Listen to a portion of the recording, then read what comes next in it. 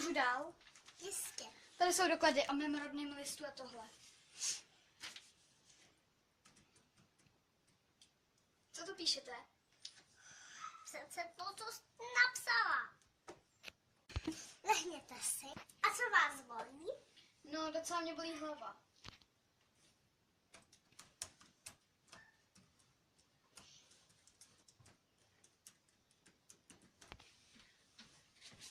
No tady mám vás prohlídnout.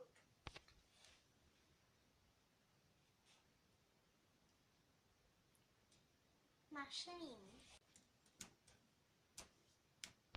Je mi to líto, ale zítra zemřete. Cože? Ne, že to není líma, je to rakovina. To ne, ale já ještě neumůžu umřít. A je mi to líto, ale tak to je. Už můžete jít.